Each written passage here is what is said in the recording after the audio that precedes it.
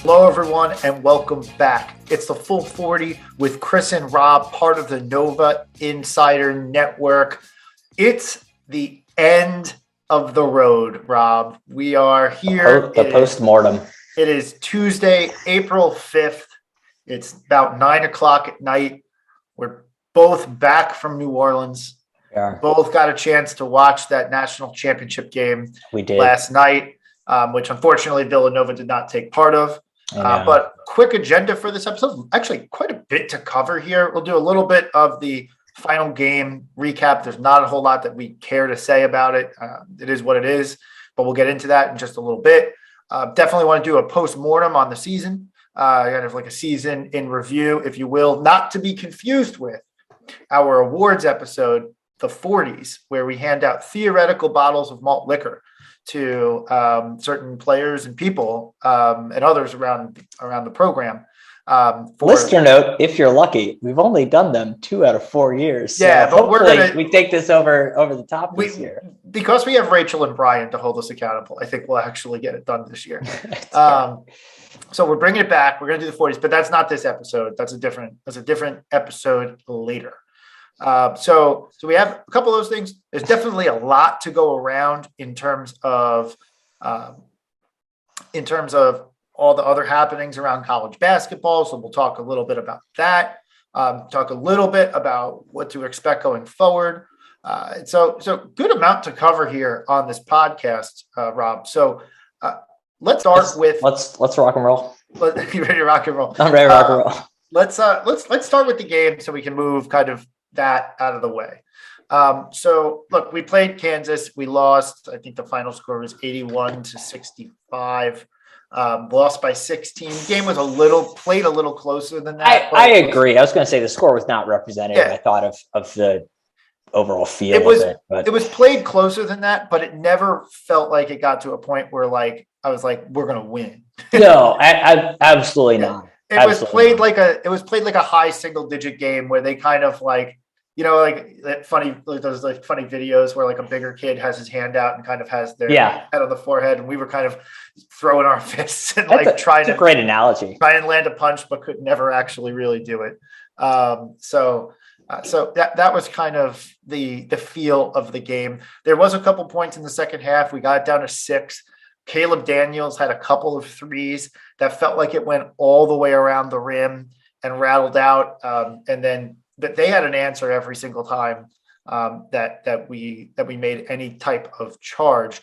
The reality of this game is, without Justin Moore, this game was a bigger uphill battle because of the way it was played, and specifically because of the way Kansas played.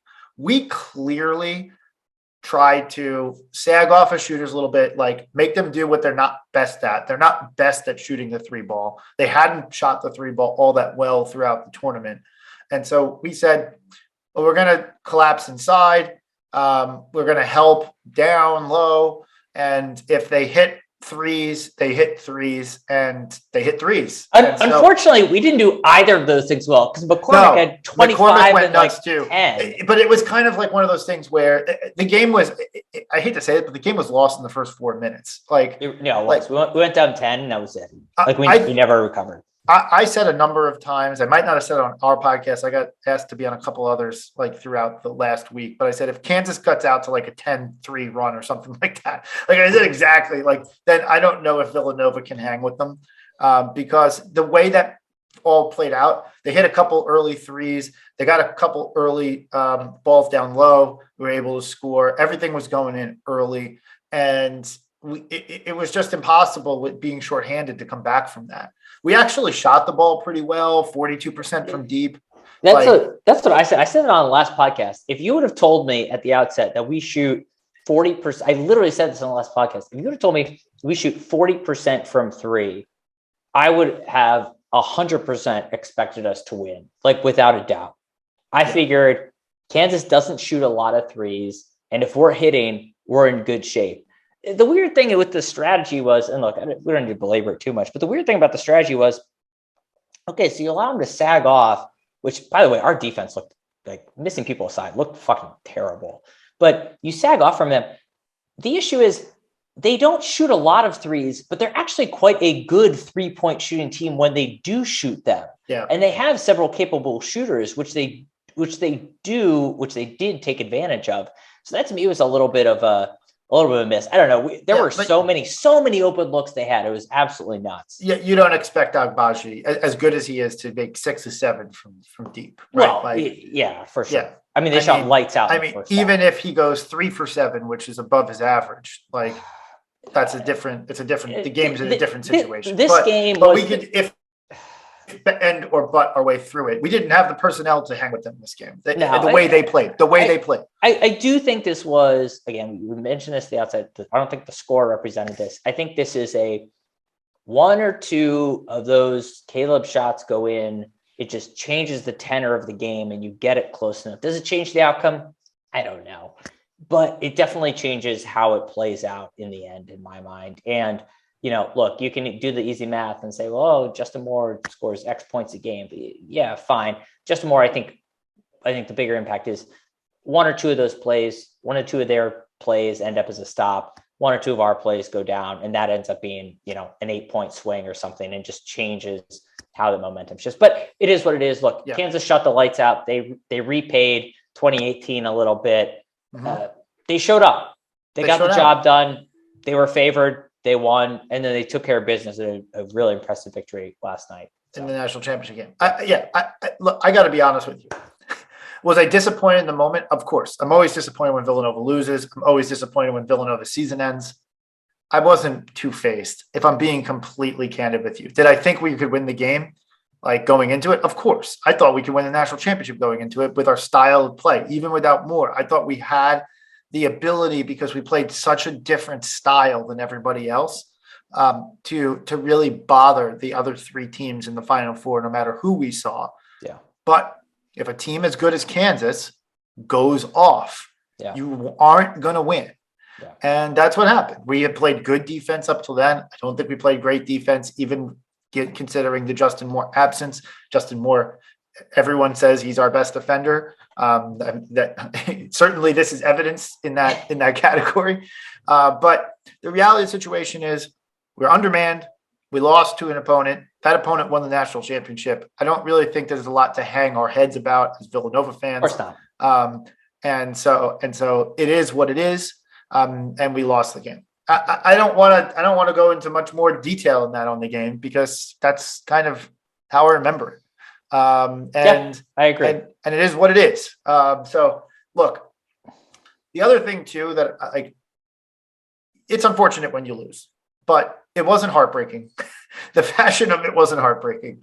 It was a little bit of an easier loss to stomach because of the injury situation. Like, the injury itself isn't easy to stomach, but once you actually manage your expectations and factor those in for what happened, it is what it is.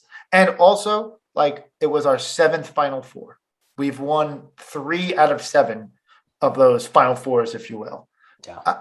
I think we're okay. I think we're okay. We can make a Final Four, not win a national championship every so often. So I'm proud of this team. And I couldn't be happier for the guys, the way they carried themselves all the way through this season, and for Colin and Jermaine and Dada, I am just elated that they were able to get back to a Final Four and bookend their career with Final Four appearances, which is a very rare feat. So definitely cool for them. Yeah, so, I mean, you start the season at top 4 ranking. You end the season in the last weekend in the Final Four. You obviously always want to end on a championship, but only one team does that. So you have to look back at this and say, this is a successful season by any definition of the term. By any definition, this season was a roaring success. Yeah. Not the least of which, let's get into this right now. We asked at the beginning of, I forget if it was the 18-19 season or the 19-20 season. I forget exactly the timing of when we asked this question, but we asked the question, is the golden age over. Not to say that we wouldn't have future success, but there was a clear golden era starting in 14, in the 13-14 season, where Villanova just won 30 games every year, was a 1 or a 2 seed every year, and candidly should have had probably more, but made won 2 national championships. And then a lot of, especially in the 18 season, the way it was won out, we expected Omari and Dante to stay another season. They did not. That caused a drop off in talent, and we had to rely so heavily on Phil Booth and Eric Paschal, and then obviously Colin Gillespie and Jermaine Samuels had to step up. And so we asked the question in that time frame, like, is the golden age over? And I got to be honest with you, I said this earlier before the tournament started. Colin and Jermaine and Demir Cosby Roundtree entered as champions. They entered into a team. They played minutes on that team. They were key backup roles on that team. They entered as champions. I was excited to see how the story played out. They got to write the final chapter of their career by getting Villanova back to a Final Four. And I think we're just super indebted to them, their leadership, their play, and everything for finding our way to navigate through what was candidly, not to say like a tough era, because because it wasn't like that hard of an era, but like it wasn't bad. It was a question mark, right? I think it was an interesting transition point of, unlike other programs where, unlike a UNC or a Kansas or a Duke, where there had been, such an institution of really top-notch performance over an extended period of time, that those programs are going to go through their ebbs and flows. They're going to go through different recruiting classes that leave and new ones that come in, and they'll be able to sustain that level of excellence. We didn't have that. Like, this was the first really sustained period of excellence for, a 5 or 6 year period that we could point to at that top level. And it was a legitimate question of what is going to happen. Is Jay going to be able to keep that up? Like, are we going to continue to get recruits? Are they going to continue to buy into the system? Are we going to go through another swoon like we had in the early 2020s? And the outcome couldn't be any better than what we are looking at today. Like, not only have we clearly come through that transition period, but we've come through it, I would argue, at an even stronger level, because we are just now regularly talked about and expected to be at such a level that, again, the talk track on this final weekend was the weekend of Blue Bloods. And Villanova was just lumped in there because we fucking followed up 5 years of dominance with another 3 to 4 of really, really high performance. And here we are at a Final Four to cap that over. So we joked about, we said, feel the rain on your skin. Well, Natasha Bedingfield, the story was unwritten, and now it is written. And like that chapter, this chapter is done. The next chapter, you've just got to be excited about, because I think, I'm just guessing here, but I have to imagine in Jay's head, he was thinking a little bit like, all right, I'm going to be able to keep this up. Like, I'm sure Jay's an arrogant son of a bitch, but he's like, you got to question a little bit, but he's like, full kudos to him. He's able to get it done. It's amazing. We got it done. In this intervening period, we've had a lot happen, right? Like, every program dealt with COVID, but we dealt with an unprecedented for Villanova, the way Villanova's program operates. Sadiq Bey comes in. He was the least heralded of that four group class. The top most heralded recruit in Javon Quinterly transfers. Sadiq Bey makes the NBA after 2 seasons. And Swider ends up transferring. So Slater's the only one from that 18-19 recruiting class that stays. 19-20, like, Antoine has been star-crossed. Brian Antoine's been star-crossed with injuries his entire career. And it's been tough to kind of manage through that. And yet here we are. Like, got through it. Colin Gillespie tears his MCL at the end of last season, and we get screwed. That Sadiq Bey year, we didn't know. We were looking like we were going to be a 3 seed that team had a potential to go second weekend, and if things broke the right way, go to the Final Four. We like this team had to deal with all that turnover. Jeremiah Robinson Earl has an incredible 2-year career and goes pro. Right. So selfish of him. So selfish.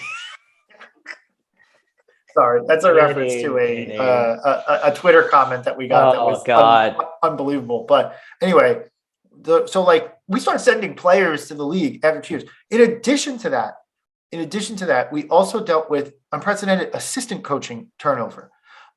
We knew Baker Dunleavy. True. We knew Baker Dunleavy from a few years back left, but that was before kind of the 18 title.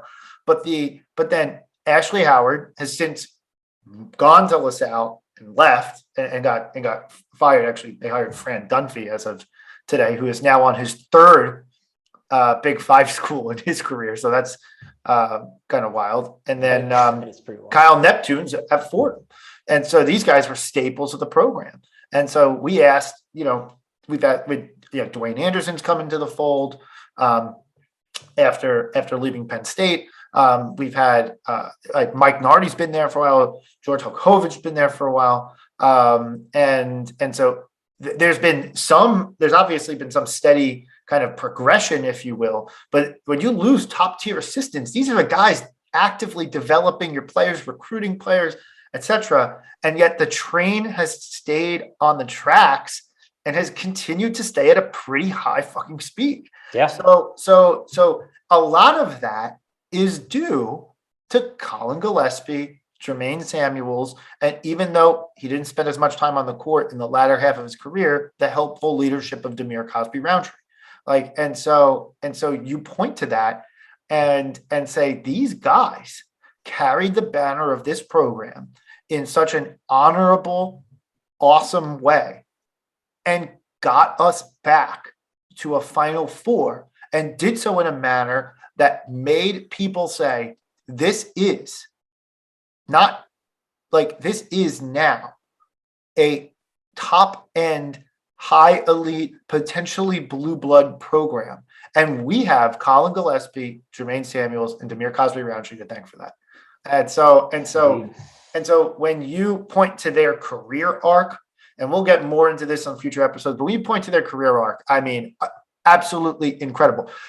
Rob, I had to say something about Colin real quick, because we talked a lot about Jermaine and Jamarch through the postseason, but there wasn't a single year where, even though we were super supportive, we were always on the Colin Gillespie train on this podcast, but there wasn't a year where we said, I don't know how much more we can get out of Colin Gillespie, and yet he delivered more every fucking year. Totally. Well, what more can you say about this kid? It's totally true. Yeah. And he was obviously, like you said, we did talk about Jermaine a lot, but Colin was there, obviously incredibly steady in the leadership presence to get us through to the Final Four. And it doesn't quite end the way you want it to, but here we are, and full credit to him. And, it's funny. I was listening to Titus, and I think it was Titus and Tate I was listening to the other day prior to the Final Four. And they were making the comment that if Villanova somehow pulls it off, does Colin Gillespie go down in history as one of these all-time great college basketball players if you were to be able to pull out the win? And obviously, I would say yes, but it's interesting to think about, is he already even by making by making the Final Four, that's amazing as it is, especially given from where he came from and his status in the program and just how it's been so consistent. I mean, hell, again, he capped it off here. You got the Bob Cousy Award this year. It's it's the nation's best point guard. It just kind of got glossed over because we're in the Final Four. But that's a huge fucking deal. Yeah. I mean, again, we've now gotten this habit of Villanova winning. Every year it seems like we've got somebody who's either in the top 5 or they've won one of these awards. I think we've had a lock on the Julius Erving Award for Mikhail won it, Josh won it, Sadiq won it. I think Sadiq won it too. Yeah. So we just run these out, but yeah, that was just kind of glossed over and amazing. I would have thought if you would have said coming into this season, Colin wins Big East Player of the Year, I'd been yeah, that's nice and expected. If you would have told me he won the Bob Cousy Award, I would have said, really? Again, not downplaying Colin, but he hasn't been necessarily talked about on a national level, I think, quite that highly. Maybe it's a sign of disrespect, but like, it's amazing for him to be able to accomplish that. It should not be overlooked. I mean, let's just talk about the season then. I agree wholeheartedly what Colin's done and meant for this program and everything that he's accomplished. And I just don't think there's enough that there's not enough words to articulate or write about these guys. Do you want to do season now, or do you want to talk about New Orleans now? Oh, you know what? Let's do New Orleans. Let's do New Orleans first. Yeah. Good call. We're kind of getting a little sappy, so let's turn it back. Let's turn it back a notch. Have a little fun with this. So New Orleans. So we did a podcast with Daniel Shefu live from the team hotel. We talked about if you could put up with the audio on that one. Hat tip to you, because I listened to part of it. I was like, Brian was not kidding. There was a lot of background noise. There was definitely a lot of background noise. We were fighting through it a little bit. It was a different circumstance than we were in San Antonio at a team hotel. It wasn't as spacious, if you will. So we were in the middle of everything. But New Orleans, we said on that podcast, kind of like give you a sense of things. We said New Orleans was objectively, of the 3 Final Fours that we've had recently, and I guess you could lump in Detroit with that too, like objectively, by far the best of the Final Four cities in terms of just like everything the city had to offer. The food was incredible. The atmosphere was really fun. There was definitely a lot of action. It wasn't as tightly packed as San Antonio was, where San Antonio, you couldn't miss Final Four people. It was kind of everywhere. It was all on top of it because it was such a small little area. It was like the Riverwalk and then kind of like the area by the Alamo Dome and like the bars over there. And everybody was kind of like packed into that area of the city. Houston was widely spread out and didn't have as much identity. Houston was terrible. Detroit is Detroit. Right? Detroit. Detroit's not, if you're watching YouTube, Detroit's not even on my screen right now. Houston's the bottom of the screen. San Antonio's, I guess, a little bit higher. And then New Orleans is significantly. And I will admit too, I'd never been to New Orleans before. Yeah. I was very much a skeptic on the city. I really didn't have any desire necessarily to go there. And then I said, well, I guess this is kind of the perfect opportunity to go there. And I was really, really impressed. I will say, look, we made our appearance on Bourbon Street, which I will still say is absolutely terrible. I mean, look, the locals say it's like it's like Times Square, right? Like, as a New Yorker, I don't go to Times Square because it's terrible. Like, as a local, you don't go to Bourbon Street because it's also terrible. But some of the other places around there were awesome. Over on Magazine Street, Frenchman area was great. We had a great time there too. And then also just like getting outside of like the downtown area a little bit too, like went on a couple runs, like absolutely just beautiful area, outside of the downtown too. So I had an amazing time. A little bit of a contrarian take on the food. I thought the food was all right. I wasn't as blown away from it. I think this is a you and me differentiation situation. I literally liked it so much that I want to go back and eat more. I could not eat more. I had no issue with that. But I think that has to do with food preferences more than anything else. You're gonna more lean towards some of like your you like those contemporary American restaurants. You like that type of stuff, etc.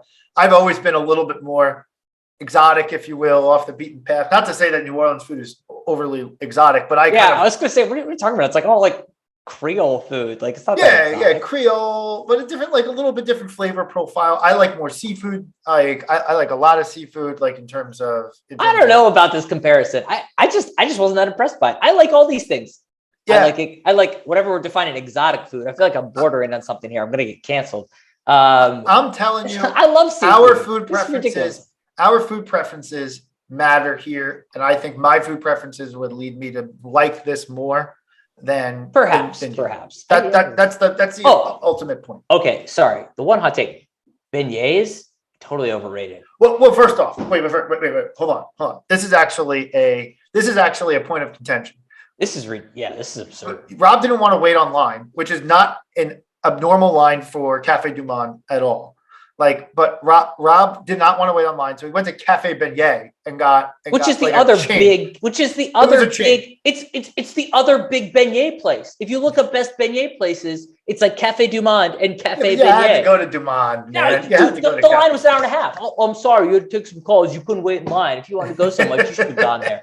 It's like a funnel cake. It's on me It's like too. a I'm giving you a hard cake. time. It's like a funnel cake. Yes. At But- the end of the day, but it's a it's funnel just- cake. It's a Zeppeli. Okay, it's not all that different. It's all kind No, of it's a just some similar. powdered sugar. It's some dough with some You powdered get sugar. an oily, donutty type Yeah, thing. the ceiling is so low. I don't understand that. I enjoyed it. I enjoyed my beignet. Look, I didn't not enjoy it. I very much enjoyed it. Yeah. It's just like it's made out to be the best thing in the world. I think we needed to go and do the experience the right way. You and I, because of time constraints, work constraints, etc., mostly me, could not get that to happen. We did have some beignets, but fine. I get your point. All right, there's been way too much French speak on this episode so far. So if you guys could lay out for those of us who did not go to the Final Four, what was the kind of day-to-day or hour-to-hour like at the team hotel? And then what was that pre-party like? That was, I think, all Villanova fans. That's a good point, Brian. Let's get back on track here. So we're talking about pastries. We're always on track. Rob's happy to talk about pastries all the time. I got in late Wednesday night, didn't do anything. Rob got in early Thursday morning. There was definitely people. I would say Thursday was kind of the day that there was arrivals kind of happening, into Friday a little bit, but definitely by Thursday night, it felt like there was a crowd. By the time we got to the team hotel on Thursday night, there was definitely a lot of action. We saw a ton of people. Right. There was people hanging out. There's people by the bar all night. That was the night we ended up ditching the team hotel after a few hours and going to Bourbon Street for a while, grabbed a bite of food, the whole 9 yards. It was a lot of fun. And then we kind of called it a night. Friday, pretty much everyone got in by like mid to late Friday. And by everyone, I mean like all the Nova Nation. You saw the all charters, the buses. You saw the college kids. You saw the students. You saw all the people wearing all the gear. By the time Friday really got into the swing of things, it really kind of felt like, okay, we're in Final Four weekend now. Totally. And then team hotel had a nice setup. It was like the Marriott was pretty nice. Had obviously the merch store there, get your official gear, ample space at the bar. Bartenders were serving pretty heavily, which was nice. That is something that I wanted to point out actually, because we've been now to 2 other team hotels. San Antonio did not have like a good bar area in our team hotel. I felt like it did, but I felt like this one had it was, do you remember in San Antonio, it was like there was an atrium set up. Yeah. And then but it was a very tightly squeezed in area in the corner for Didn't the seem hotel as bar. accessible. Yeah. Yeah. Houston, the problem was you had to take like a 20-30 minute Uber to get anywhere in Houston. Yeah, So, I didn't even go. I don't even know. No, we went to the team hotel. We went to the team hotel. Oh, you're right. We merch, did. Yeah. They did have a bar area, but it was much more like sit down. Yeah. There wasn't much. This was the best team hotel bar. Yeah. Because it was a big open bar. I thought they did a great job staffing it because I didn't feel like I was sitting there waiting for drinks all that long. Did you? No, not at all. And you were able to mill about. There's plenty of seating too. Like we could plop in. Like we were doing the pod on Friday. Everybody was arriving kind of at that same time, which is why there was so much background noise. But we were still able to grab a seat without too much trouble too. Yeah. So I really enjoyed it. I thought it was great. It was very centrally located. Yep. It was pretty convenient, relatively convenient to the Superdome. If you did want to walk, it would have been a little bit of a longer walk from there. But net, just super convenient, great drinks, a lot of people there, people milling about. Not a whole lot more you could ask for, to be honest. Yeah, totally. Completely agree. Friday night, another late night out. And then we went out to, that was when we went to Frenchman Street, whatever the hell. Frenchman Street. Went to a place called Cafe Negril. I don't know how to say it. Negril? Whatever. That place was absolutely on fire. That place great Nova crowd. It was definitely a huge Nova crowd there, which is wild. And then on top of that, actually, shout out to my friend Jenny, who I went to high school with and also went to college with. She took us out to a burrito place called Juan's Flying Burritos in Magazine Street. And then we stopped really quickly by the Arcade Fire free concert for a hot minute. Great. Yeah. Yeah. Sarah Barnett, our friend, good friend of the pod, good friend of our program, who actually, shouts to her. She was the one who recorded all our Shack Fit episode a couple of years back. Sure. But she wanted to go to the Arcade Fire concert. We went that with her. Then we walked over to Frenchman Street, went to Cafe Negril, live band. This band happened to be from Philadelphia. And it was, the drinks were flowing. And the bartenders were awesome, like super great personalities. Like sometimes you go to bars that are busy and these guys can't be bothered. These guys were super into the whole like experience. Amazing. They wanted you to have a good time. And the band was absolutely incredible. And that was a late, very non-sober evening over there. I had an absolute blast. I was totally blown away with them. And Nicole and I ended up going back there, and our friend Bill went back there on Saturday as well too. Yeah. But yeah, I did the team hotel thing on Saturday. yeah, a shocker. Yeah. Yeah. But then we had the pregame on Saturday, which was also, in terms of pregames, this is another thing. If we look over the years, right? 2016 in Houston, we're just straight up in a ballroom. Yes, just in a ballroom. In fairness to, I don't think that was a Villanova thing as much as it was a NRG Stadium is in a parking lot.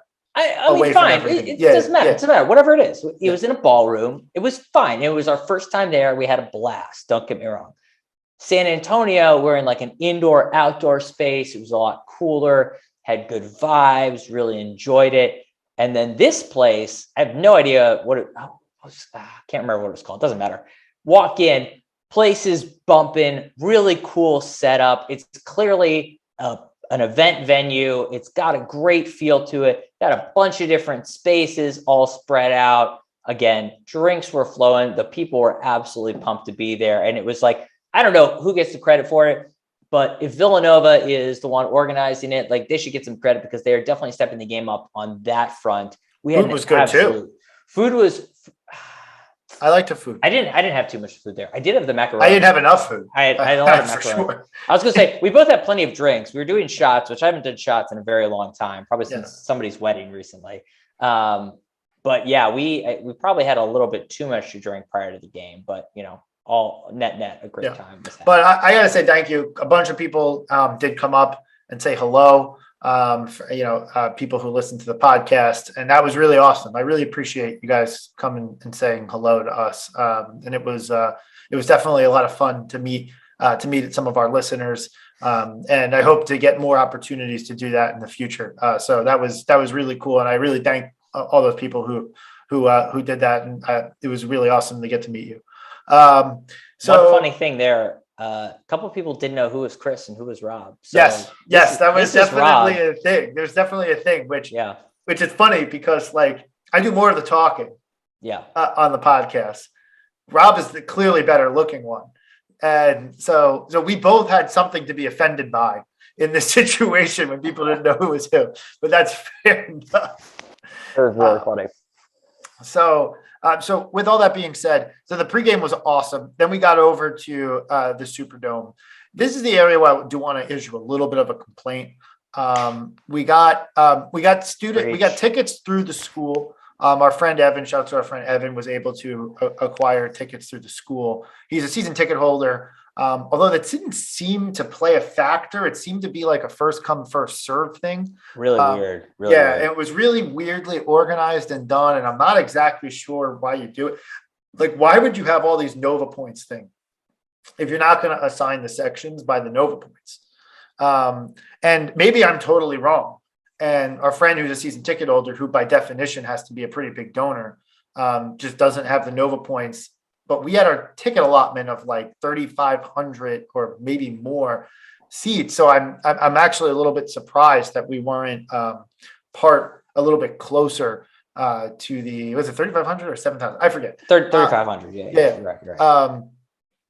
I'm surprised we ended up a little bit closer. But the problem was this: there was an expectation set about what section that we'd be in, and candidly, while I've always been a proponent of going in the Nova section, had I known what I know now, I would have probably actually picked an upper deck section that was center court, because we were stuffed in a corner. That was kind of like under a hood. We kind of just felt a little bit out of the entire environment. Like our seats, like we to credit to the Superdome, like we had a full view of the court. There wasn't any issue with like seeing it, but it was just like atmosphere wise, we were tucked in a corner. Yeah. And I think my issue with this whole thing is the communication around this was terrible. And in 2016, I'd almost give people an excuse, right? Because you haven't done this in kind of a modern era. So you don't really, well, I don't know. They've done it 7 years prior, whatever. Not as recently had they done it. Now at this point, we've been to 3 Final Fours in 6 years. This should be a well-oiled machine that says, hell, at the outset of the season, they send an email out to the whole alumni base and say, we go to the Final Four. This is how the ticket allotment is going to go down. Here's how you earn Nova points. Tickets are going to be allocated in X, Y, and Z section, or in X, Y, and Z manner. And then once they actually figure out what the ticket allotment is, once we go to the Final Four, you then insert a graphic into said email, resend the email, tell people what to do, say the tickets are going to be in these sections. We're going to start here. The best seats are going to be allocated up this row, down this row, over, starting the next row. And then people can actually make an informed choice to say, do I think I'm going to get tickets? And if I think I'm going to get tickets, do I think I'm going to like where I'm going to sit? Because then I can make a call and say, oh yeah, maybe I actually want to prefer an upper deck section, or maybe I'm going to take my chances and see if I can get a ticket through somewhere else. But the lack of communication around this was a total joke. So to give you a great example, Evan is a season ticket holder. He actually gave me the heads up. He's like, hey, you should try to register for these too. So like, I just happened to go on the website after talking to him, put my registration in. I'm not a season ticket holder. I'm actually not even a donor at this standpoint. I haven't donated in the past couple of years. So whatever. Shame on the school. They didn't call me back. I stopped donating. Their CRM sucks. So whatever. I'd happily donate at this point. They just don't bother to call. And I'm terrible with admin, as Rachel and Brian know, and all of our friends who I haven't submitted my expenses for a long time. But anyway, it's neither here nor there. Point being, I submitted this request.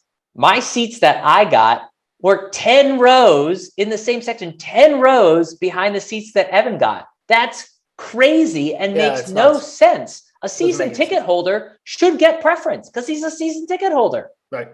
Like what? I don't understand. No, I just don't think they did it that way. I think the ultra high end donors probably had good choice and good seats. Yeah. But everyone else, I think they just went first come, first serve by a certain point. And I just think, unfortunately, that worked against us. And so it is what it is. I just was surprised. I never envisioned our seats being in the corner that it was. I always thought that we'd kind of be like a straight on, maybe we'd be at the end of the court, but kind of straight on to the thing. So whatever, it is what it is. One other thing I personally would like to complain about, just because you guys both know how hard I tried to get to the Final Four, like to go to New Orleans. Like I was willing to take a 31-hour train ride. Like I really thought about it, but the one thing that I didn't love was when the school sends out the email to everybody, like about the travel packages, they say like, they set a price and the price was $18.50. But that was only the price if you had 4 people to one. Oh my gosh, I know. And then it jumped, and it wasn't like, oh, it's a $200 jump every time you lose a person. It was like a $600 jump every time you lose lost a person. That's well said. And so like they get you to click on it because it's like, oh, $18.50 if it includes hotel and tickets to the games. Actually, not that bad. Yeah. Right. Like actually not terrible, and you get like access to the pregame stuff, like all that. Not that bad, but if you only had two people to fill a room, like it was already at like almost $3,000. And if you only had one person, it was like, I think it was almost $3,000 or maybe a little over. Yeah. And I just thought that was kind of ridiculous because like so quickly the price doubled based on like, that to me also was like a little misleading. Like I wish they just put the prices in the email. Yeah. No, that's a very good point. I just thought that was kind of like misleading marketing anyway. But anyway, I guess we're jilted fans, I still had fun. It was fun. I was going to say we're nitpicking a little bit. Net, we are. we had a great time in New Orleans. To be clear, obviously, feel very privileged to be able to go down to the Final Four and spend a bunch of money on it. And I also will say, given the circumstance of where we're sitting, I thought the Superdome was really cool. like that was a cool arena. That was a cool venue. It was a cool venue. I thought the food selection was a little bit limited. It was limited. The drink selection was not hard to come by. Like I never had a hard time getting a beverage, which again was never a problem for me this weekend. But neither here nor there. I thought it was a cool venue for sure. Yeah. No, I agree. All right, let's move on. I think we got to do a little season in review here. So this season started out, Rob, you mentioned earlier, we started in the top kind of like 5 on the season. Obviously fell back a little bit early on the season with losses to UCLA, lost to Purdue, and then, Baylor and Creighton in consecutive weeks kind of fell all the way back into the late, well, he didn't fall out of the top 25 ever this season, but fell back into like the 20s. And kind of throughout the course of January and February, kind of climbed and clawed our way back into the final, into the top 10 by the final AP poll. And I just got to say, I have to, this season, like we started out with such a hard schedule and there was questions to ask, right? Like, was it too hard? Was it too much? Did we do ourselves a disservice by doing it, by making it that difficult on ourselves? And Jay said and he actually admitted after, he's like, maybe we shouldn't have, but actually I think it was really good because he said early on, he goes, I know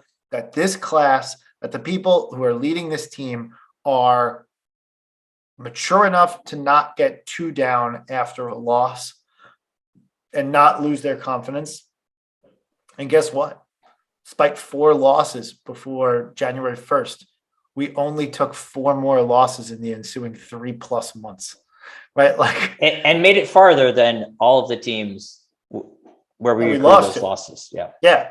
So I just got to say, I like when you look at that non-conference schedule, which was early on really the story of the season, like I think it battle tested us. The Big East continued that test. But that battle tested that we got in the early part of the season, we said, oh, if this team's going to lose, like we said this earlier in the year, we said, I guarantee if this team loses, it's going to come at the hands of, we ran out of gas. We ran out of electricity, so to speak, late in the game, and we surrendered a lead. We never did that. That's not how we lost. It's very true. And so we were concerned that was going to be the story of our season, and it wasn't.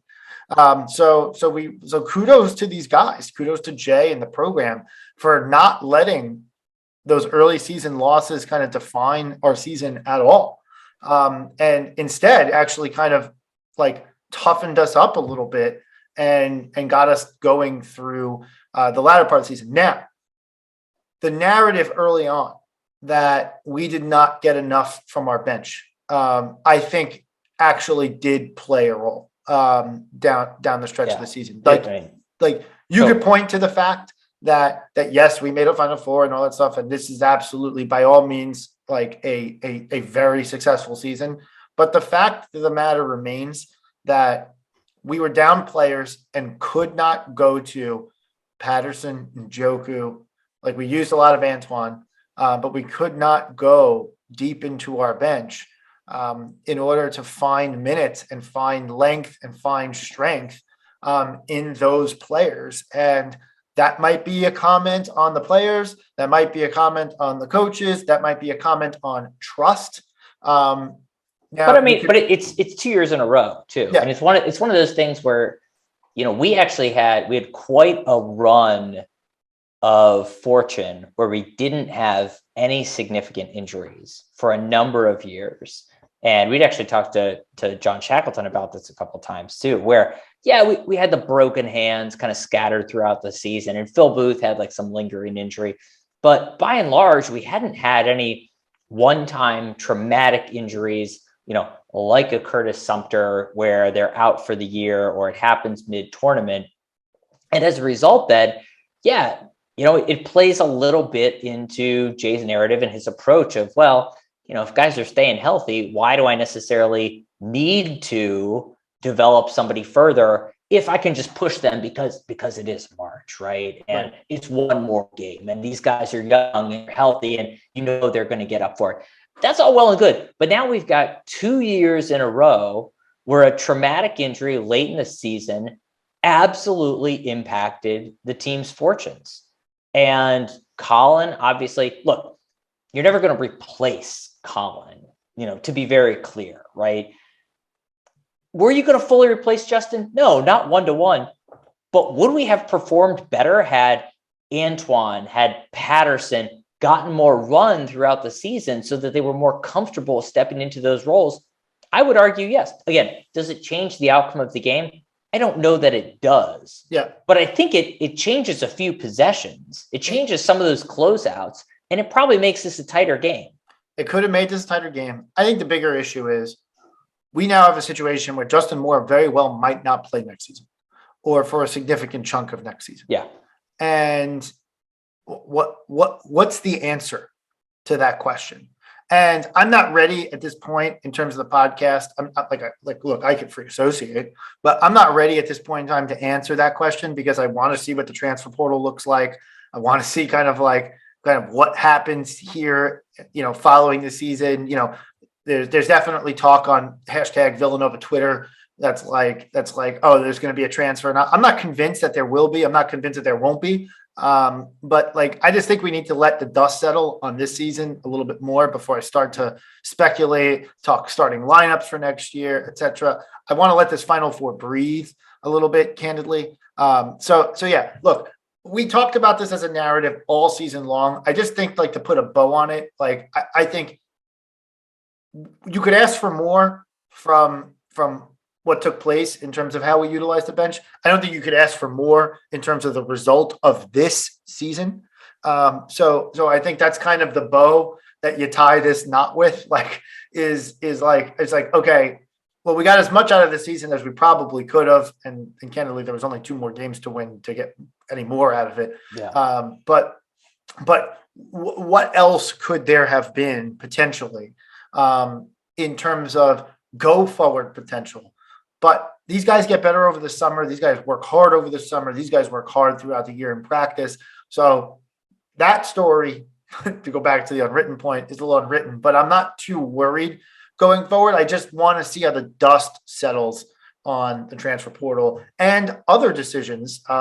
Slater and Daniels are technically graduated seniors and have the option to come back because of COVID rules, but they could make a decision to either test the waters, sure, do something different, go pro overseas, whatever it may be that they might want to do in their lives. They don't need to continue playing basketball. So we have to wait for that.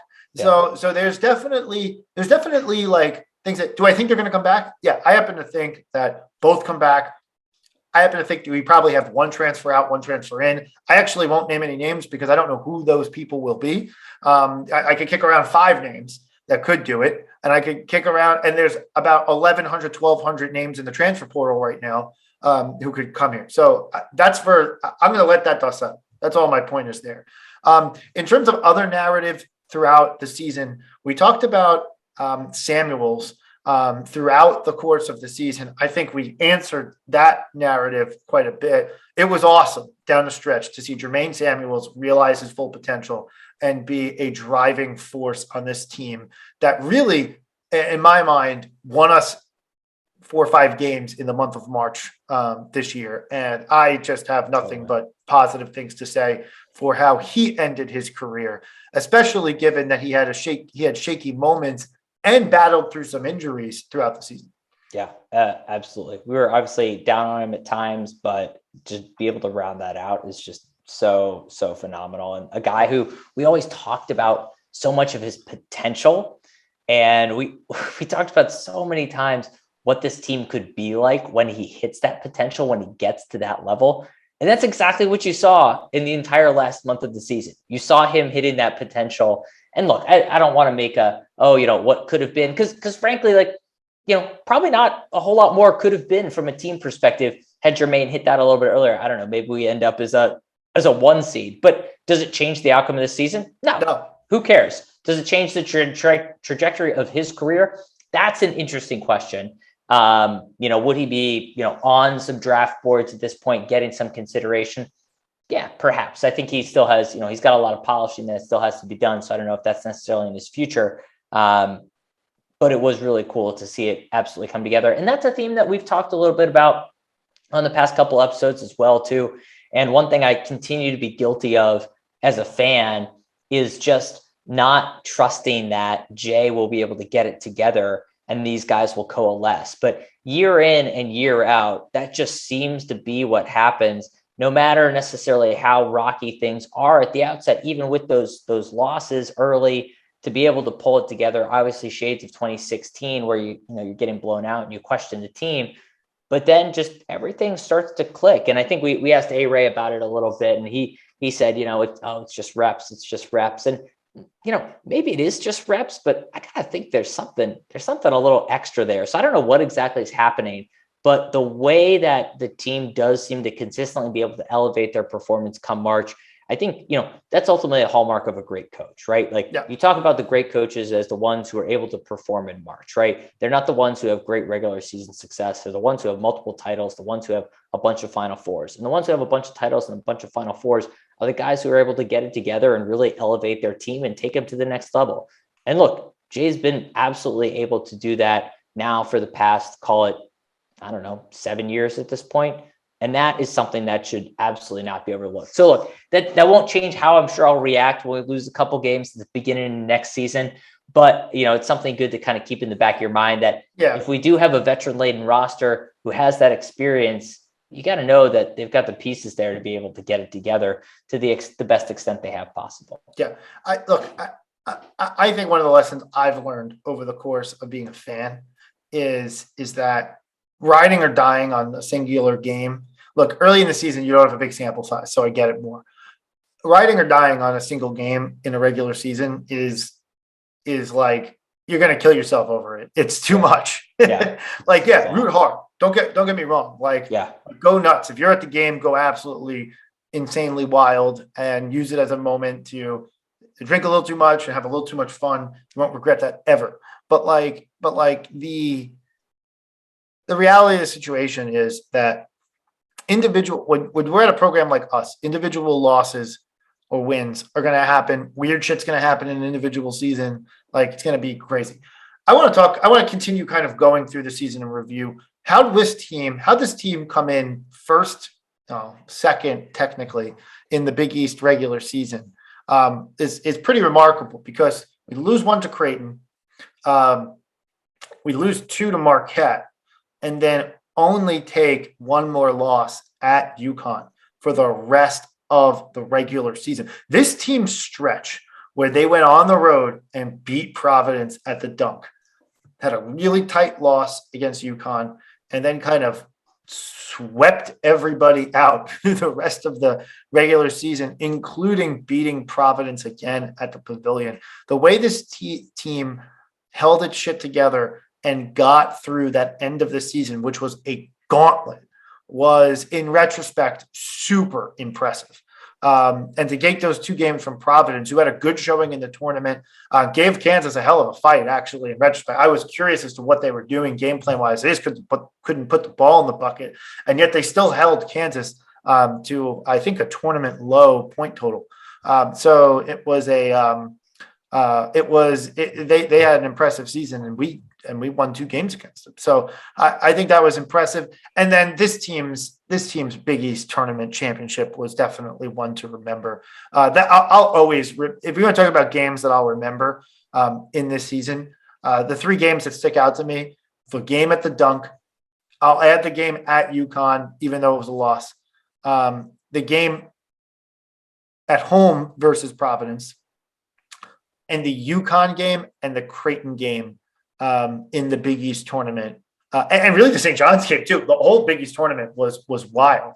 That 16 point, we were down 16 points and came all the way back. Just to think about how this tournament and everything could have been different if that team doesn't complete that comeback against St. John's. Maybe they wind up as a 3 seed, and maybe maybe it's a different road to the Final Four. That comeback ended up cheating a lot of things, and then we got that amazing environment against UConn at the Big East tournament, and the team goes on to win a Big East tournament championship. I thought was awesome. So look, end of the year, this team did as good as you can ask, 16-4 in conference. I think it's about as good as you can ask. You had a Big East tournament championship, and you went on and you made the Final Four, and did it. As I said early on in the season, early on in the podcast, I don't think there's much more you could have asked from this team. No, absolutely not. Yeah, it's crazy. I remember looking at the schedule on ESPN, I don't know, a few days ago or something like that. And it actually just kind of blew my mind how many, because they put the wins in green and the losses in red.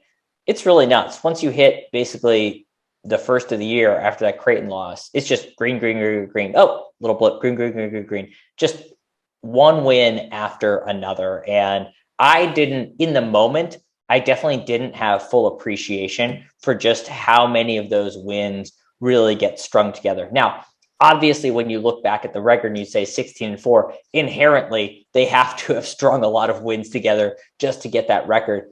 But it was really impressive to do that. And then, like you said, to have the Big East tournament on top of it. And then, of course, the NCAA tournament, it's a lot of wins at the end of the year. We've got 1, 2, 3, 4, 5 regular season, 3 Big East got us to, that's 8. And then what did we get? 3 in the tournament, 4 in the tournament. That's pretty good. So it's 12 wins in a row before the loss to Kansas. And that's the record you want to end the season on for sure. In terms of memorable games, I think the biggest one for me, which we talked about in a moment, was the Providence game at the Dunk. That was easily the game I had been most excited about, I think, since the 2018 run, and brought a lot of energy to me into this season. And that to me, I think, was a big turning point for this team, because we didn't have that really signature win. And I think that gave us that signature win. And look, again, we're not in the locker room, but I'd have to imagine that does a lot from a confidence standpoint to say, yep, we can hang with these guys who are getting touted as, the leaders of the Big East. And no, the championship runs through Villanova. Call it what it is. Yeah. So I agree with all that. So I think that's a good wrap on the kind of season in review. As I said, we're going to have the 40s, which we'll hand out in a couple episodes. Yeah. So I want to talk a little heart monitor, which we haven't done in quite some time, but there was a really cool tweet that got sent out today. Saddiq Bey has been absolutely crushing it in the league. He had a 51 point performance and followed that up with, what do you have, another 30 plus or 40? Well, I mean, he's regularly ripping off 30-point performances. He the other day, the game you're talking about, was he scored 31 points, and I think in about 20 minutes on 7 of 9 shooting from 3. He also has I believe he has the Pistons all-time single season 3-point record now, which is kind of crazy. Again, obviously they haven't had a great team in the 3-point era, so you can caveat it a little bit. But the fact that he's able to do that, coming into the league, I'll be one of the first ones to admit, I thought his shot in college was a little bit funky, and I thought he was maybe getting a little bit lucky. And I was like, I hope it translates to the pros. And it absolutely has. Dude just catches fire all the time. Absolutely. I mean, obviously, I'm not an NBA scout for good reason. But yeah, it's been really cool to watch that. The thing I'll say too is that the tweet that came up today that was incredible. There's 2 players in the entire National Basketball Association that have started every single game this season. Those players, Saddiq Bey and Mikal Bridges. That's it. It's pretty good. And Bridges is running on just a consecutive games played streak. I don't believe he's missed a game in his entire professional career, which builds on his Nova time, where he also did not miss a game, which I believe goes back through high school as well.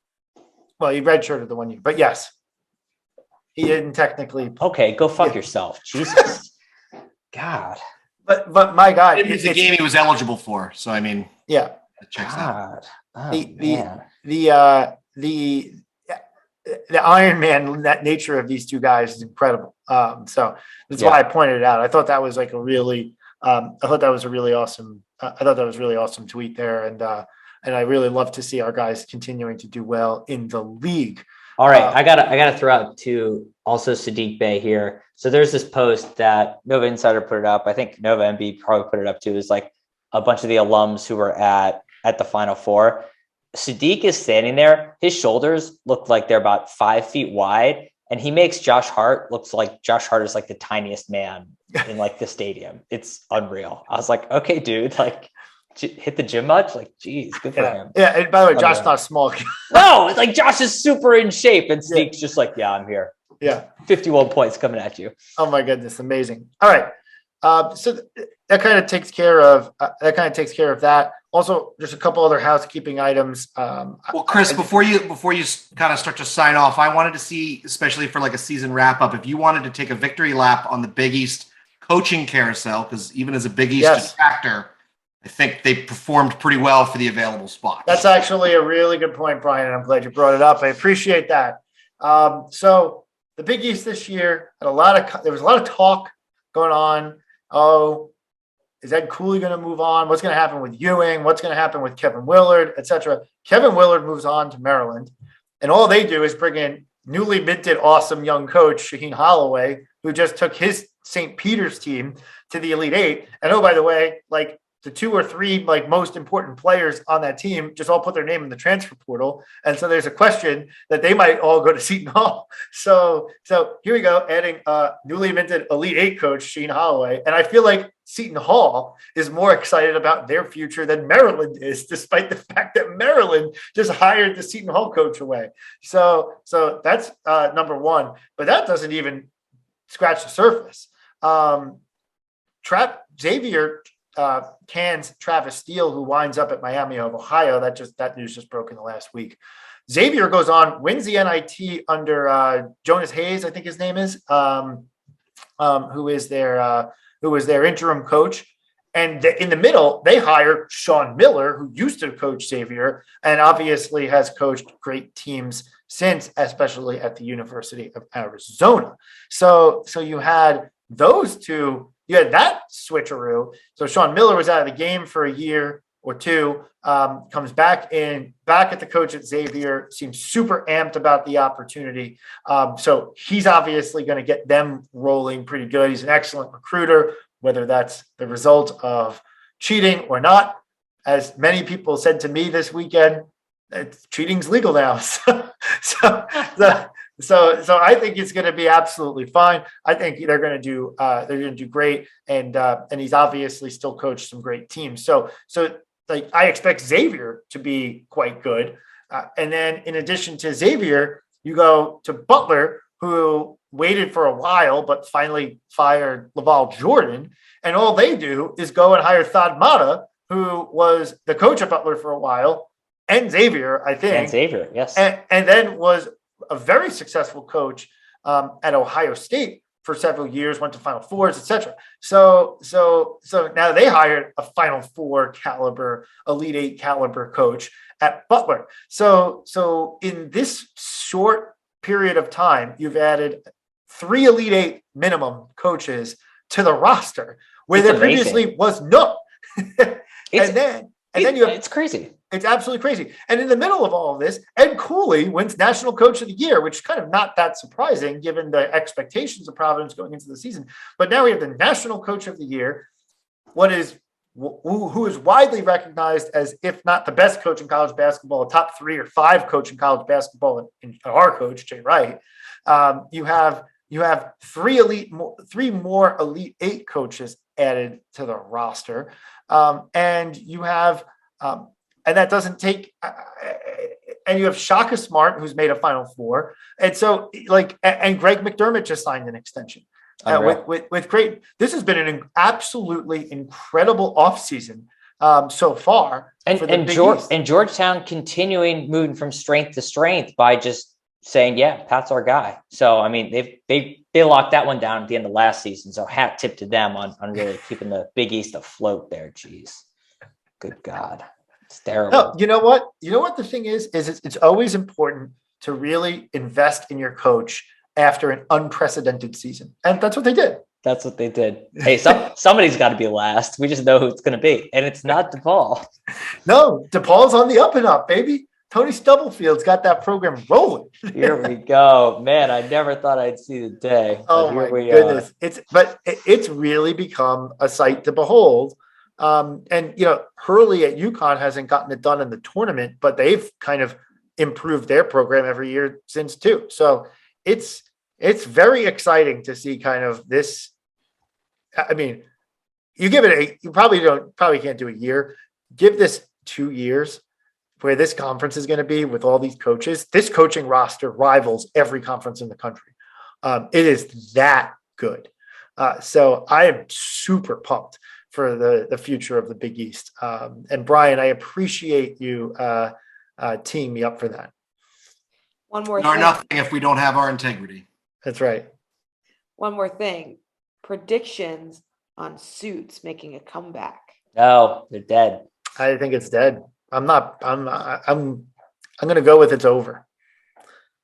Thank goodness. We'll see. I mean, we'll get an answer in November, but yeah. So that's kind of where that's a good wrap up question, Rachel. I like that. End on the where we talked about the start of the season, where we were having a trivial conversation about Suits.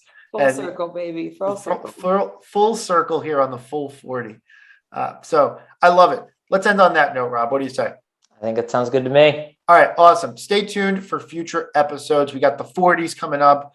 This season, season 5, runs all the way until the NBA draft. We don't know what's going to happen with that, but we're gonna run it out until then. And then after the NBA draft, we flip into season 6. We're not going to name any names, but we are working on some interviews that we will bring you probably a little bit more longer form since we don't have the season to talk about over the summer. I don't want to overpromise because Rob and I and Rachel and Brian all need a little bit of time off. So we're going to try and do as much as we can and work around potential interviewee schedules. So all of that being said, a huge thank you to our listeners. We're not done with the season. We still got some episodes left to do, but a huge thank you to our listeners for joining us on the podcast, for retweeting and liking our stuff on Twitter, on Instagram, and now on TikTok at the Full 40. Really appreciate it. Subscribe on YouTube, on Spotify, on Apple Podcasts, and we're also obviously still on SoundCloud.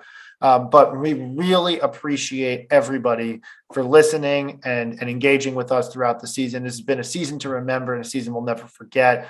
And that's on top of the fact that the team made the Final Four. It's been awesome to get to know you, our listeners. So really appreciate it. Thank you, everybody, for listening. And as always, let's go Nova.